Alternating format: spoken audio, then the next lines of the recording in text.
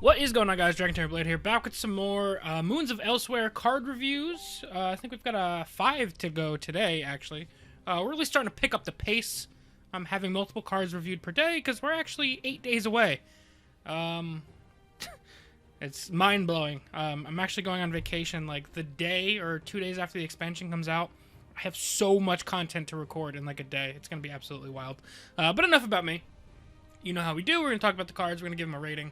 And yeah, that's how we've been doing it. Let's just get on into it. Let's not waste time because I know I like to ramble about the cards, so let's not ramble about other things. First thing is we got Whispering Claw Strike. It's a 6-cost action with Prophecy. Give an enemy creature -2/-2, and a friendly creature +2/+2. So let's find some comparisons. Malefic Wreath is give an enemy creature -2/-2, and that costs 3. We have, what is it, Drain Blood. That costs 4. That is give an enemy -2/-2 with Betray. So that's a total of 4 Magicka, -4/-4, and a dead creature. As far as +2/+2 goes, we have Steel Scimitar. Yeah. So, how do I feel about this card? It's weird. I think it's obviously pretty good if you get it off of a Prophecy. It can almost act as removal and a buff for a creature on the board. However, when you have to play this card from hand, it's not just feels bad, it's like really, really feels bad. Like almost to the point where if you don't hit this from a Prophecy, I don't know if you can afford to play it. It's that slow, and then you have to basically keep a dead card in your hand or play things like Assassin's Beetle. If you can play Assassin's Beetle and pull this card, you're playing 5 Magicka for, theoretically, let's say you buff the Assassin's Beetle as well. You're paying 5 Magicka for a 4/4 and give an enemy creature -2/-2. So that would be a slightly worse Shearpoint Dragon without the extra curse effects. But also costs 1 Magicka less, but you're spending 2 cards, but you also have the chance to hit this off a Prophecy. Would I run that type of deck? Only if you are running a very, very, very, very, very heavy Prophecy build. Like, if you're running, like, all-out Prophecy Assassin, I think this card can get some consideration. But even then, it clashes with Ransack, but maybe you can consider running both of those cards and you're running, like, almost 50 Prophecies. Sure, this card is probably fair for consideration in that deck. Or any other, like, almost entirely Prophecy green deck. In all other situations, I don't think I'm going to play this card. But it's still decent enough off of a Prophecy where I don't think it's a completely worthless card. So I'm going to give this card 1.5 stars. It is real close to being a 1-star card. But the existence of Assassin's Beetle and the Prophecy tag on this give it just a tiny, tiny, tiny bit of life. But not very much, though. I have very little faith that we'll see this card almost ever outside of, like I said, those fringe, incredible Prophecy-heavy decks. Next up, we've got Alfiq Conjurer. I think it's Alfiq. Guys, this card's nuts. 6 cost, 3/4 with Guard. And summon ability, consume a creature to summon a Flame Atronach. If you consume an Atronach, instead you summon a Storm Atronach. And Storm Atronach is a 7/5 with Ward Atronach. Holy shit. So, at worst, you summon this card, you get a 3/4 with Guard and a 5/3 with Breakthrough. So you're getting 8/7 worth of stats and 2 keywords, better to cost 2 bodies for 6 Magicka and the cost of consuming a card in your graveyard. In the best case scenario, you're getting a 6 cost 3/4 with Guard, a 7/5 with Ward, so that's 10/9 with Guard and Ward, which are 2 of the best keywords in this game. Spread across 2 bodies for 6. Extra crazy. And if you want to take it to that next level, if you have Luzra, this is a 5/6 with Guard, and your Storm Atronach would be a 9/7 with Ward, and that's an extra 6/6 worth of stats just from the buffs alone. I think this card is really good. It's probably good enough just with the summoning of Flame Atronach. Because this card has Guard, so it's like defensive enough to be decent. The 5/3 is not horrible. Obviously, you want to find a way to be consuming Atronach so you can get that Storm Atronach, because the power level difference between a Flame and a Storm is a lot. A 5-3 with Breakthrough is good, but nowhere near as good as a 7-5 with Ward. So you probably want to play at least a handful of Atronach in your deck. But I can see some sort of deck with... There's the 2-cost 1/1 that gives you a random Atronach. You've got Mighty Conjuring. You've got this card. There's the Exalt card that summons a Flame Atronach. There's a lot of ways to get Atronachs in your discard pile right now. So I'm fairly confident that this card is going to see some play. It doesn't fit into every single type of deck. This is, I think, a really good card in altar decks. The guard makes it at least some sort of desperation answer against aggro, or even mid-range, but also it gives you 2 bodies so you can fight for the board even better. I like this card a lot. The art is awesome on this card. I am excited. I can't wait to play with this card. I want to just mess around with it in so many different ways. Even like an Atronach tribal type of thing, which probably won't be as strong as a regular type of deck, but it'll be fun and it'll be cool. So I'm really excited for this card, and I think it's pretty powerful. I'd give this card like 4 stars, I think. I could see it going up to 4.5 if we get just like a little bit more Atronach synergy. Right now, all the ways to get Atronach in your discard pile for the most part are pretty expensive. Outside of, like I said, the 2-cost 1/1 that generates 1, and you've got the Exalt guy. And then you got like Zavara Atronach, the 3-cost 3/3 in purple. Other than that, there's not a ton of easy ways to get Atronach into your discard pile. Especially because a lot of Atronach are generated, like they're from summon effects, so it's not like you can just play a lot of discard and do it that way.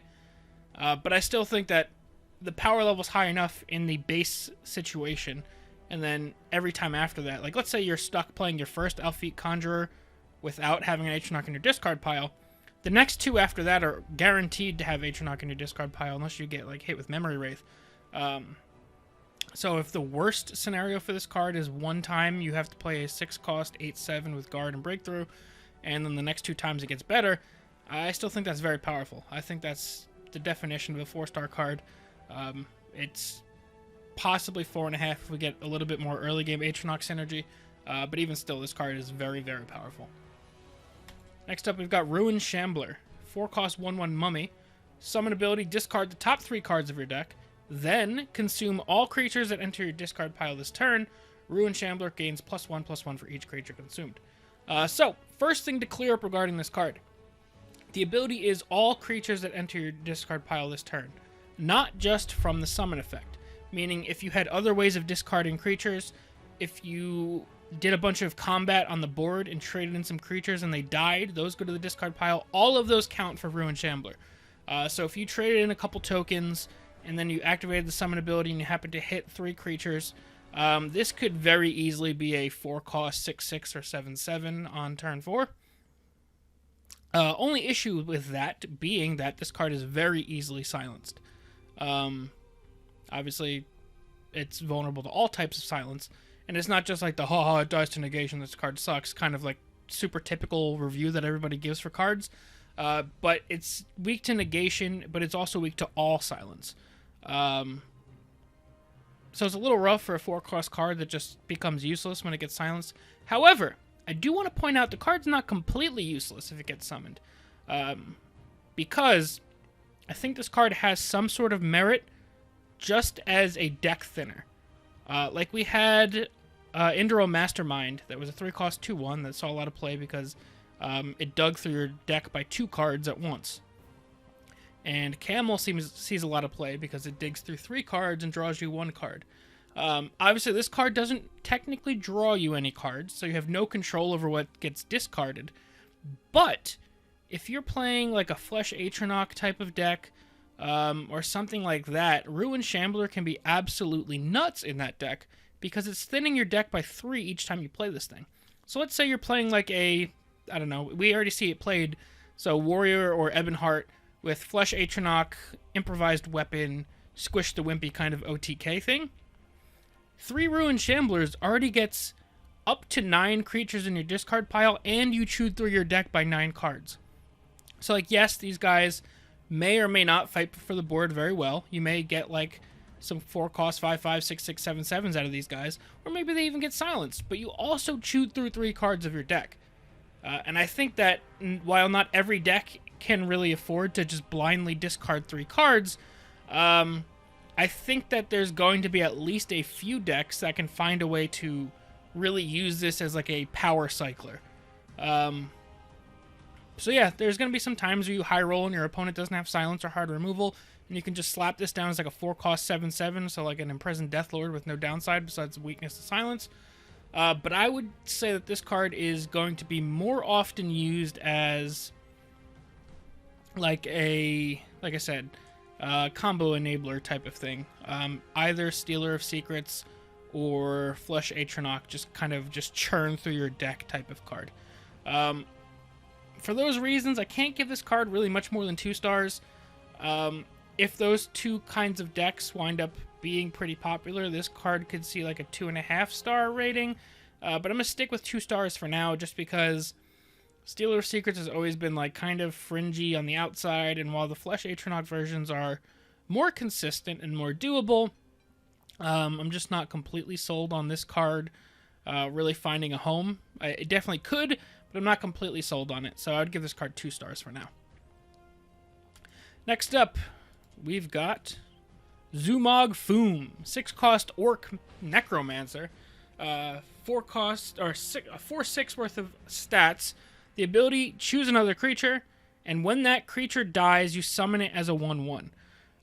So there's a couple things to keep in mind. In Legends, when you summon anything, even as a 1/1, you activate the summon ability. So if you target Odahviing and that Odahviing dies, you summon Odahviing and you wipe the board for 4 damage. If you target Marok, you steal a creature. There's going to be some way that people find it to just absolutely abuse this card. Maybe like a Daggerfall that targets its own Sower of Revenge a bunch of times, or targets any Sower of Revenge a bunch of times. I don't know. There's going to be ways that you can absolutely abuse this card. This card is kind of like Abner Tharn. And the stats, the distributed stats are identical. The cost is identical. However, this leaves a little body behind. So whereas Abner Tharn only gets summon abilities, Zumog can get summon abilities as well as, let's say, the fringe case of Territorial Viper. You would summon Zumog as a 1/1. Even like a Tazcad, you can summon as a 1/1 with charge, and then when it dies, it leaves behind a 4/4. So you've got like last gasps that you can eventually trigger because of the summoning it as a 1/1. So this card is obviously more flexible than Abner Tharn, with the downside being you have to A, kill that creature, and B, have Zumog not get silenced in the meantime. I think Sparky said on Twitter that if he gets silenced before the opposing creature you targeted dies, then the chain is broken between the two. So the 1/1 token version, being able to activate summon effects, charge, last gasp, all of that obviously makes this the ceiling of this card better than Abner Tharn. The floor of this card, I would say, is lower than Abner Tharn's. That being said, I still think this card is very, very powerful and should see play in a bunch of decks. And it comes down relatively early in the game, and in a area of the game where a lot of key cards are coming down. So being able to target them and kind of reuse them is going to be very powerful. I'm going to give this card like a 3.5, 4 stars, probably around 4 stars. Abner Tharn, not quite as strong as everybody expected, but he's super flexible, and this card is even more flexible. And there's tons of ways to instantly remove things. So for 11 Magicka, you could target somebody with Zumog and then use a Javelin, or do whatever you want. There's just so many different ways to really get value off of him. I think this is a really strong card, so I feel more confident in the 4-star rating. But I wouldn't be surprised if his floor was like 3.5 stars, if there's tons of silence and stuff removing him. And finally, we have Imbued Khajiit, a little bit of a blurry picture. But it's another one of those imbued cards that I don't want to say predicted, but I guessed that we would see a bunch of these. Or at least one in each color. We've got a 3-cost 2/4 with Drain, and when Imbued Khajiit is consumed, give the consuming creature +1/+1 and Drain. So that's another thing to keep in mind with the Ruined Shambler. If the Ruined Shambler discards like these imbued creatures, it gets +1/+1 for the creature, and then an additional +1/+1 from this ability. So this guy has a lot of synergy with those imbued creatures. Not that I think it makes him much better, but just it's something to keep in mind. It's an interesting card. 3 cost 2/4 stat line is okay, not great. It's very defensive, but the 2 attack means you're really only trading with some 2 drops and no 3 drops, outside of like House Kinsman and stuff like that. But it has Drain, which makes it a little bit better, and the Consume ability is interesting. I haven't really seen anything in yellow to make me confident in those Consume cards, and the other 2 Consume cards we've seen so far, or 3 Consume cards counting the Ruined Shambler. Not super confident in the Shambler. The 2 cost legendary could be good, but this card comes down after that. And then we've got the Neophyte, which comes down 1 turn after this, and that could be good. That'd be like a 4 cost 5/4 with Drain, and then it summons a 1/1 skeleton with Drain. That's not bad. Again, this card's power level is going to depend on the power of Consume as a whole, and while we're seeing bits and pieces revealed, I still don't have enough to really feel confident in making a call one way or the other on how powerful these consumed creatures are going to be. I am glad to see that it looks like each color is going to get one of these imbued creatures, so we have at least 3 more imbued creatures to see, I would assume. But as far as power level of this card goes, I'd probably give this card like a 2-star rating. If it was a 3/4, I'd feel a lot better about it, or even like a 3/3. Just 2 attack doesn't feel that great, even with the Drain attached to it. This card could probably go up to a 2.5 to 3-star if we get a couple more really good consumed creatures that really can take advantage of the +1/+1 in Drain. But at the moment, I don't think the upside of having this card in your deck is as bad as playing a 3-drop that doesn't really fight for the board that well. And yes, it'll heal you for a little bit, but it's going to die really quickly as well. So this card has some upward potential. Just at the moment, this is a 2-star card, and we'll see where it can go from there as we see some more cards.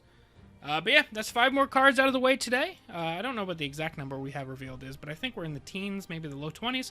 So we still have a whole bunch of cards left to go. So I'm excited to do some more of these reviews as well. Let me know what you guys think of these cards down below in the comment section, how you're going to use them, and what your ratings would be. We'll be back soon with some more card reviews. Thank you guys all very much for watching. We'll see you guys next time. Peace.